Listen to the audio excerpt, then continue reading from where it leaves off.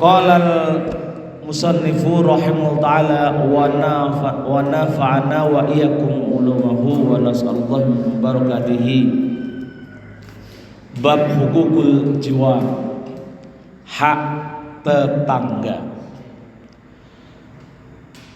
Kita kembali ke bahasan topik sebelumnya terkait dengan kitab yang bisa memfasilitasi kita dalam memperbaiki akhlak kita dengan pijakan satu hadis, la yu'minu ahadukum hatta an akuna ahabbu li ahli wa li nafsihi, atau di dalam hadis yang lain, man kana yu'minu bil yaumil wal akhir wal yaumil akhir fal yukrim jarahu. Barang siapa yang beriman kepada Allah dan hari akhir, maka muliakanlah tetangganya. Jadi ini masih bahas tentang hukukul jiwar. Kalau yang kemarin adalah hukukul muslim sebagai saudara. Nah, sekarang mengenai hak-hak bertetangga. Dalam Islam ini menjadi perhatian, bahkan menjadi tolak ukur keimanan seorang. Jadi kalau dalam hadis itu ada 3 hal yang menjadi tolak ukur keimanan seorang. Man kana yu'minu billahi wal yaumil akhir falyukrim dhaifahu. Yang pertama ukuran itu menghormati tamu. Sebagai seorang muslim kok nggak bisa menghormati tamu, itu imannya nggak sempurna. Yang kedua, falyukrim jarahu, memuliakan tetangganya. Sebagai seorang muslim kok tidak bisa menghargai, menghormati tetangga, maka tidak sempurna imannya. Nah, kalau nggak bisa semua, maka kemudian perintahnya adalah falyaqul khairan, maka berbicaralah yang baik-baik. Kalau nggak bisa, au liyasmut, atau diam. Jadi kemampuan menjaga mulut itu menjadi tolak ukur keimanan. Nah, ini yang pada kali ini khusus yang akan kita bahas tentang hukukul jiwar, hak tetangga. Bismillahirrahmanirrahim. I'lam annal jiwara yaqtadi haqqan wa ra'ama taqtadihi uhuwatul Islam. Jadi hak tetangga itu juga dia memiliki hak sebagaimana hak saudara-saudara seagama dan kita. Fa yustahaqqul jarul muslimu ma yastahiquhu kullu muslim wa ziyadatun. Jadi hak tetangga itu ketika dia seorang muslim, ya memiliki hak sebagai seorang muslim, wa ziyadatun, dan ada beberapa tambahan. Kalau kemarin kita sudah bahas 8 hak yang dimiliki seorang muslim karena sebagai saudara kita. Ada 8 ya, kalau ingat ya.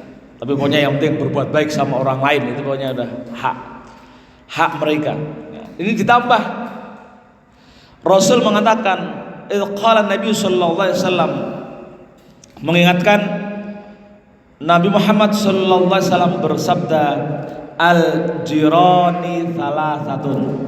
Tetangga itu ada 3 jenis. Tetangga itu ada 3 jenis. Jarun lahu haqqun wahidun. Pertama adalah tetangga yang hanya memiliki 1 hak. Wajarun lahu haqqani, dan tetangga yang memiliki 2 hak. Wajarun lahu salasatu hukukin, dan tetangga yang memiliki 3 hak.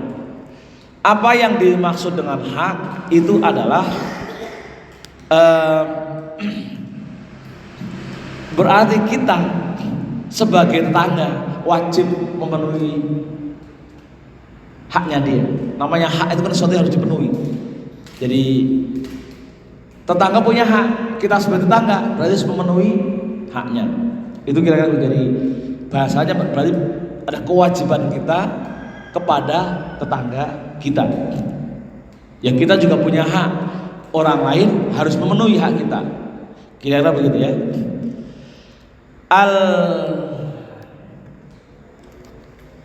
Faljarul ladzi lahu salasatu huquqin, tetangga yang memiliki 3 hak adalah al-jarul muslim dzurrahimi falahu haqqul jiwar wa haqqul islam wa haqqur rahim. Tetangga muslim, saudara, maka dia punya hak-hak. Pertama, hak sebagai tetangga, kedua hak sebagai muslim, dan juga hak sebagai keluarga. Jadi kalau keluarga itu sudah tetangga, dia beragama muslim, beragama Islam, maka dia punya 3 hak. Ya, jadi hak sebagai muslim, hak tetangga, hak sebagai keluarga. Keluarga punya hak sendiri kan, muslim sebagai hak sendiri sudah dibahas. Nah, yang kali yang akan kita bahas adalah hak sebagai tetangga. Nah, sementara yang punya hak 2, tetangga yang punya hak 2 adalah farjarul muslim lahu haqqul jiwar wa haqqul islam. Seorang tetangga yang muslim, dia haknya 2, hak sebagai saudara kita yang seagama dan hak sebagai tetangga. Nah, kita rata-rata punya hak 2 yang memenuhi 2 kewajiban kita. Nah, sementara fa'ammal ladzi lahu haqqun wahid, sementara yang punya tetangga yang punya hak 1 adalah farjarul musyrik, orang yang berbeda agama. Jadi orang yang berbeda agama saja punya hak. Orang yang berbeda agama punya hak yang harus kita penuhi. Ya. Artinya kalau dalam definisi hadis, jika kita punya tetangga non muslim berbeda agama, bahkan musyrik pun, bahkan munafik pun tetap punya hak. Ya, tetap punya hak sebagai tetangga yang harus kita muliakan. Kalau hadisnya tadi, mangkana yu'minu billahi wal yaumil akhir falyukrim jarahu. Jadi kalau kita tidak bisa memuliakan tetangga kita meskipun berbeda agama, itu keimanan kita dipertanyakan. Nah, fangdur kaifa athbata kaifa uthbital musyrik haqqan bimujarradil jiwar. Bagaimana memenuhi hak seorang musyrik sebagai tetangga. Wa qala sallallahu alaihi wasallam, Rasul mengatakan kita ahsin mujawarata man jawaraka takun musliman. Perbaikilah hidup kebertetanggaan orang yang menjadi tetanggamu, siapa tahu dia nanti akan menjadi seorang muslim. Karena kebaikan kita sebagai seorang muslim, maka kita diperintahkan untuk memperbaiki, berbuat baik. Bahkan ajaran Islam itu juga tidak hanya itu, bahkan wa ahsin man asa'ahu, berbuat baiklah kepada orang-orang yang berbuat buruk kepada kalian. Jadi kepada tetangga kita yang berbuat buruk itu pun juga kita diperintahkan wa ahsin man asa'ahu. Seorang muslim aja, seorang non muslim saja juga diperintahkan wa ahsin mujawarata man jawaraka takun musliman. Ini malah ini yang lebih ekstrim nanti ya. Wa qala sallallahu alaihi wasallam mazala jibrilu yusini bil jari hatta donantu annahu sayuwarrithu.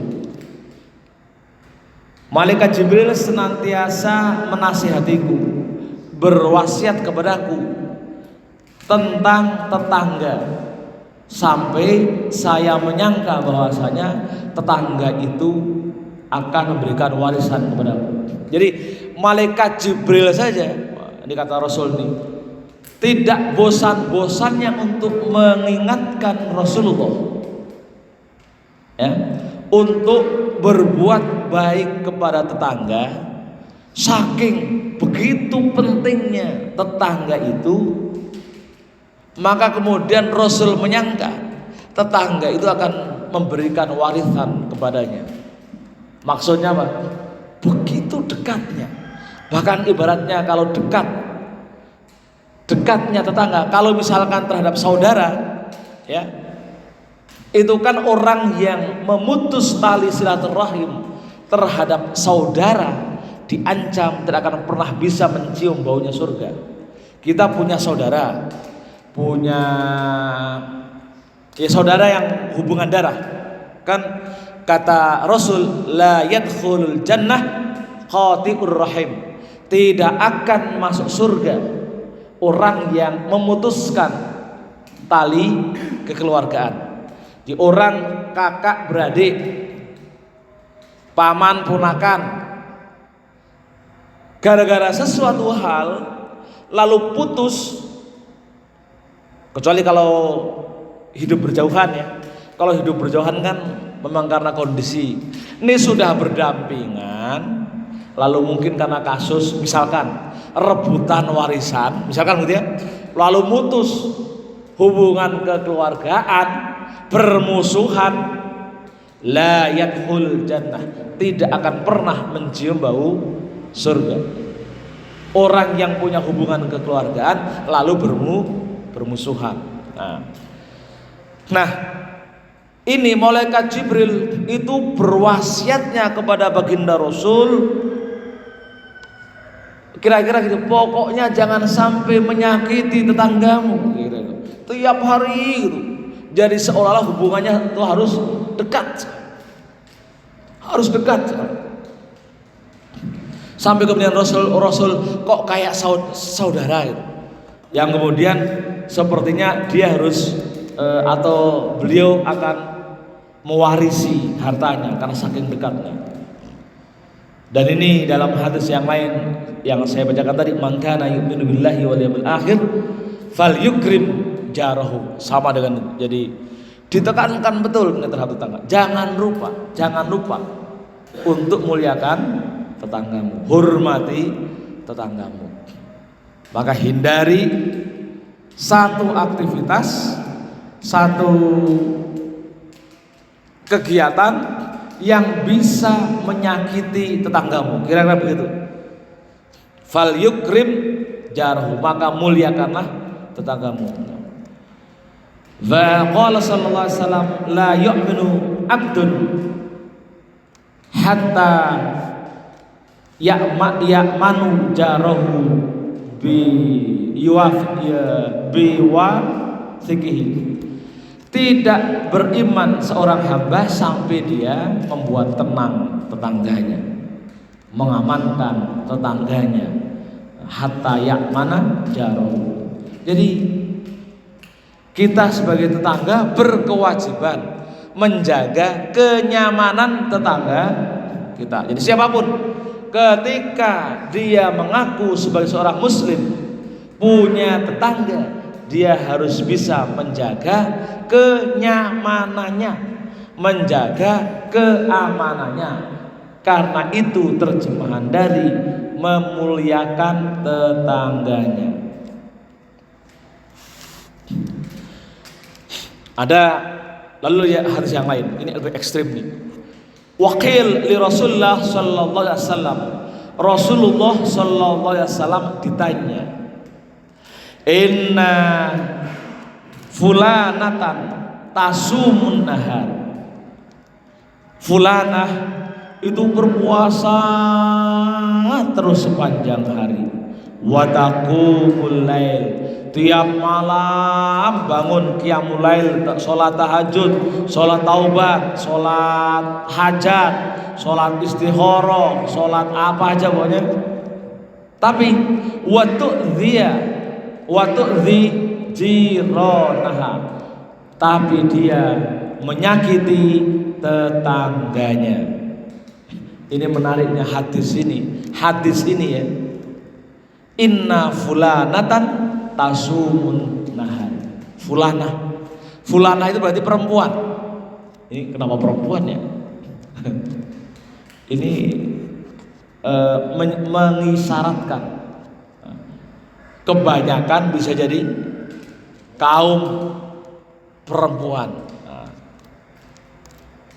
Ibadahnya banyak, puasanya banyak, qiyamul lail tiap hari, sholat tahajud tiap hari, tapi watu'dhi jiranaha, dan menyakiti tetangganya. Apa jawab Rasul?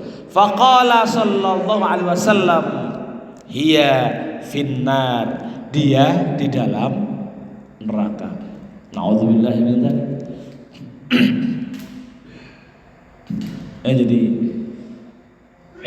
Jadi ini mengingatkan kita semua bahwasanya kesempurnaan ibadah seseorang itu adalah jika disertai dengan akhlak sosial. Pesan-pesan itu banyak.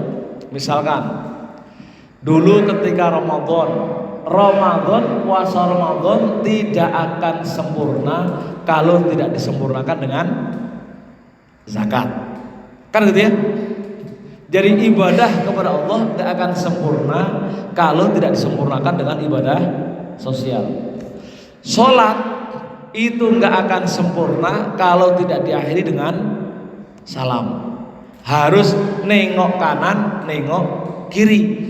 Jadi kalau hanya sholat nggak akan sempurna. Itu simbol bahwasanya ibadah kita akan sempurna kalau disempurnakan dengan ibadah sosial. Idul Adha, haji itu nggak akan sempurna kalau akhlak sosialnya tidak baik. Sudah haji berpuluh-puluh kali tapi pulang masih suka mendolimi, maka tidak ada manfaatnya ibadah haji. Ya, kan ada cerita, sering saya ceritakan ya. Ada cerita orang yang tidak berhaji, bahkan uang hajinya itu, ini ada orang miskin ya. Orang miskin kerjaannya terbatas, lalu pengen haji, penghasilan yang sering dikumpulkan bertahun-tahun. Ketika sudah mau berangkat, di tengah perjalanan ada tetangganya, ketemu seorang janda, gak punya miskin, lagi kelaparan, di rumahnya ada 2 anak yatim. Lalu uang itu diberikan ke dia gak jadi berangkat. Tapi ternyata karena wasilah orang tersebut, ini dalam mimpinya Syekh Abdullah ibn Mubarak di dalam cerita sufi ya. Jadi dia mengatakan jamaah haji saat itu dalam mimpinya tidak ada yang diterima oleh Allah, jadi sia-sia. Tapi gara-gara satu orang tersebut, maka kemudian Allah menurunkan rahmatnya, ibadah hajinya diterima. Seluruh umat manusia sedunia. Apa yang menjadikan diterima? Kenapa? Dia sudah ngumpulin uang bertahun-tahun untuk haji, tapi kemudian dia relakan uangnya itu untuk memberikan kepada seorang janda yang memiliki anak yatim dan sudah beberapa hari nggak makan. Dia sadar untuk apa berhaji kalau di tetangganya ternyata masih banyak yang kelaparan. Akhirnya nggak jadi haji. Tapi Ibnu Mubarak, dia ulama Syam itu sekarang Suriah, akhirnya mencari orang tersebut dan tanya, kenapa dalam mimpinya gara-gara perbuatan Anda itu kemudian seluruh amal jamaah haji itu diterima. Jadi itu lagi-lagi menegaskan ukuran haji itu sebenarnya muaranya adalah kepedulian sosial, menghormati orang lain, menghargai makhluk lain sebagai manusia, sebagai tetangga. Maka ini Rasul ketika mengatakan seorang yang berpuasa sepanjang hari, bangun malam tiap malam, tapi kalau dia menyakiti tetangganya, tidak ada harapan masuk surga. Dia finnar, dia di dalam neraka. Maka kemudian jamaah sekalian, kalau kita merasa punya kesalahan terhadap tetangga kita, segeralah minta maaf, diberi waktu. Bukannya nggak boleh kita marahan, boleh, tapi dikasih batas maksimal. Jangan sampai melewati 3 hari. Setelah 3 hari maafkan. Mau tidak mau maafkan. Kita harus memberikan perenungan, merenungi, lalu kemudian kita berpikir positif dan berujung pada maafkan. Kalau kita pernah disakiti, atau kalau kita merasa pernah menyakiti, ya mohon maaf, kan gitu ya. Kalau kita sudah mohon maaf, minimal sudah ada upaya, ya. Wa an Nabi sallallahu alaihi wasallam arba'una darun jarun. Jadi siapakah tetangga itu? Tetangga itu adalah arba'una daron jarun, 40 rumah. 40 rumah itu adalah tetangga, ya. Qala Zuhri, Imam Zuhri menjelaskan, yakni yaitu arba'ina an yaminihi wa yasarihi wa khalqihi wa baina yadayhi. Jadi depannya, sebelah kanan, sebelah kiri, belakangnya, nah itu 40 orang itu disebut, 40 rumah itu disebut tetangga kita. Hitungannya 40. Satu kampung ya. Kita berapa kampung? 100. Separuhnya berarti. Itu disebut tetangga. Jadi kita punya tetangga ngewarung, ya, kita punya tetangga warung, mentang-mentang tetangga kita utangin, ambil rokok nggak pernah bayar, le zalim itu namanya juga tidak fal yukrim jaro, kan gitu ya. Karena kita harus memenuhi, syukur kalau bisa pembelian tetangga kita, menghormati biar semangat berdagang, kan begitu, nggak usah beli yang jauh-jauh, nah, karena menghargai tetangga. Wa'lam annahu laisa haqqul jiwar kaful adza faqat bal ihtimal adza. Jadi bahkan termasuk hak tetangga itu adalah kaful adza, itu menahan rasa sakit, bahkan menanggung penyakitnya. Jadi ini hak tetangga ya. Jadi sampai menanggung rasa sakitnya, menanggung penyakitnya. Itu artinya kalau punya tetangga sakit, kita bantu, kita tolong, kan? Bal labudda fauqahu minar rifqi wa isda'il khair wa ma'ruf. Bahkan wajib memberikan kasih sayang dan mengalirkan kebaikan. Wah, ini mungkin melampaui perlakuan kita terhadap keluarga normal ya. Jadi tetangga itu harus dianggap bagian dari keluarga kalau lihat pesan ini. Bahkan kalau kita lihat dengan kacamata hak muslimnya, itu kalau bisa kan ada 3 ya. Hak muslim sebagai saudara itu bahkan yang paling tinggi itu adalah kalau dia diizinkan untuk ikut mengelola kekayaan kita, itu yang paling tinggi. Tapi saya yakin banyak yang kita nggak mampu mengizinkan tetangga kita mengelola kekayaan kita, nggak mampu, saya aja nggak mampu. Udah, kita yang paling rendah aja. Yang paling rendah itu ya kalau mereka membutuhkan kita infakkan, kita berikan. Itu yang paling rendah. Dianggap paling rendah. Kita antar sesama muslim karena dianggap saudara. Yang paling rendah adalah ketika punya kelebihan kekayaan, kelebihan harta kita berikan. Yang paling tinggi kita punya kekayaan, dia terlibat dalam pengolahan. Tapi saya yakin kita nggak mampu karena kita orang biasa. Tapi yang jelas memaksimalkan kita perbuatan baik kita kepada tetangga kita, maka itu bagian dari ikram al-jar, memuliakan tetangga.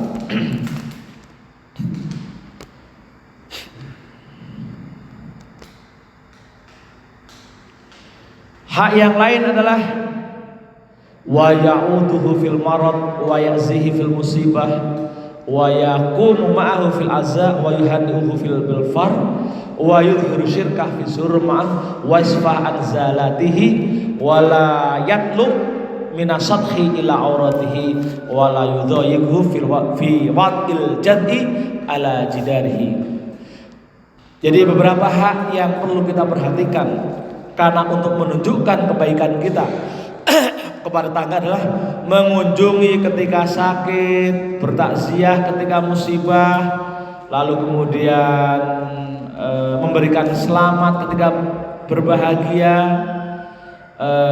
lalu kemudian menunjukkan kesenangannya ketika dia berbahagia, lalu menyalami ketika salah, memiliki kesalahan, dan tidak membuka aibnya, bahkan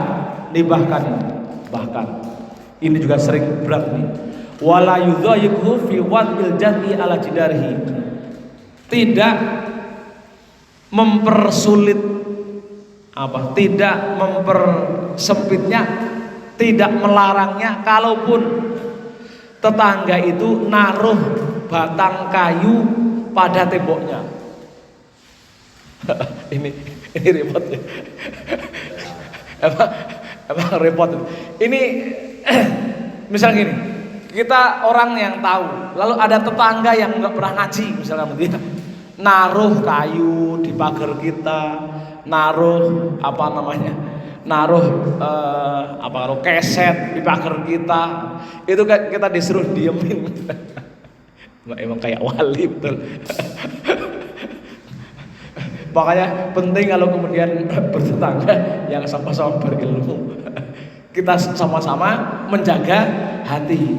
Ini sekarang bangun rumah dempet-dempetan tembok nggak usah dipikir. Kita harus diam sebagai tetangga yang baik untuk memenuhi haknya. Kalau kita itu disuruh diam, mau getok temboknya, mau nempelin temboknya, kita dijadikan rumah bagian tembok tetangga kita disuruh diam.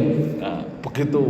Wala yudhayiquhu fi wad'il jad'i ala jidari, diamkan jika ada tetangga yang naruh batang kayu pada temboknya. Nah, tapi kalau kita sama-sama tetangga yang baik, saling minimal pamit. Nah, wala yudhayiqu tariqahu ilad dar, dan tidak mempersempit jalan menuju rumahnya. Nah, dalam fikih itu setiap tanah yang kita punya itu ada hak jalan. Jadi kalau misalkan kita beli sebidang tanah di dalam, lalu kita beli di luar, di dalam tanah yang kita beli ada hak yang kita harus memberikan jalan kepada saudara kita dimanapun itu fikih. Jadi kalau dia tidak memberikan jalan, itu sebenarnya dia tidak memenuhi kewajibannya sebagai seorang tetangga. Jadi kalau kita beli tanah nyambung misalkan, itu harus diberi jalan, dan jalan itu tidak boleh diklaim sebagai jalan dia yang harus dijual. Itu prinsip dasarnya. Dan kita sebagai seorang muslim wajib memberikan jalan kalau kita yang berada di depannya. Itu namanya hakul jiwar. Berhak, jadi tetangga kita berhak mendapatkan jalan itu. Kita sebagai seorang muslim yang ngaji harus memberikan jalan itu. Jadi kalau jual tanah bagian depan tidak boleh menghitung tanah yang bagian jalan, untuk jalan. Itu dalam fikih. Karena itu sudah sebuah kepastian, keharusan. Jadi kewajiban yang harus kita penuhi. Maka ketika sampai kemudian kok kita yudhayyiqu thariqahu ila dar, termasuk tidak ikram, mempersempit jalan menuju rumahnya sampai memblokade. Mentang-mentang misalkan nenek moyangnya yang memberikan jalan lalu diblokade, haram ya, perbuatan yang haram ya. Dan hebatnya nenek moyang kita itu rupanya lebih pintar daripada kita. Mereka ketika menjual tanah mesti tanahnya diberikan, mesti, ya kan? Mesti tanahnya diberikan, dipakai untuk jalan. Tidak menjual sekalian jalannya. Kerennya itu, mereka lebih pintar. Sudah tahu hukum adatnya. Tapi kadang kita ya itu satu-satunya harta ya, akhirnya termasuk jalan harus dihargai. Wala yatba'hu nadhr fi ma yahmiluhu ila darihi wa turu ma yankasifu lahu min auratihi. Jadi pertama tidak julid, selanjutnya adalah tidak julid sampai kemudian melihat-lihat ke dalam rumahnya. Nah kalau tahu dalamannya, wayas turu ma yankasifu lahu min auratihi, dilarang membuka aibnya, dilarang menceritakan kekurangannya, dilarang mengkeluarkan ya aibnya. Kita punya tetangga punya aib, punya kecacatan, itu misalkan matanya gimana atau apalah, misalkan punya aib lah, itu orang berantem terus, lalu kita ikut ceritakan ke orang lain, nggak boleh. Diam, sebaiknya diam. Karena itu bagian dari aib. Wa yan'ashuhu min sur'atihi idza thabathu naibuhu wa la yaghfilu an mulahadhati darihi inda ghibati. Termasuk jangan mengabaikan turut menjaga rumah tetangganya. Misalkan punya tetangga ada maling yang lagi nyongkel, kita sebagai tetangga lihat, biarin aja, biar kalau bisa dikasih, Pak kurang linggisnya ya, dikasih untuk bantu nyongkel. Lah itu malah bangetan, malah suruh bantu maling. Jadi perintahkan untuk turut menjaga rumahnya ketika tidak ada yang ketika tidak ada pemiliknya. Wa yatalattafu liwalatihi fi kalimatihi, dan berlembut mengeluarkan kata-kata yang lembut kepada anak-anaknya ya. Jangan sampai marahin terhadap, meskipun nakal, tetap perintahnya wa yatalattafu liwalatihi, mengeluarkan kata-kata yang lembut kepada anaknya. Khawatirnya ada kata-kata yang kasar dari kita keluar, marahi anak tangga, lalu nanti berantem. Karena biasa begitu. Kadang ketika anak berantem lalu kita marah-marahin, anaknya sudah damai, orang tuanya nggak damai, lama berantemnya. Jadi inilah hadhihi jumlatul huquq alladzi dzakarnaha li'ilmatil muslimin. Ini berapa hak tetangga yang diajarkan oleh imam untuk membekali kita agar kita menjadi seorang muslim yang berilmu. Wallahu a'lam bishawab. Mudah-mudahan bawa manfaat bagi kita. Ada yang mau didiskusikan, saya persilahkan. Jadi sekali lagi, menghormati tetangga luas sekali.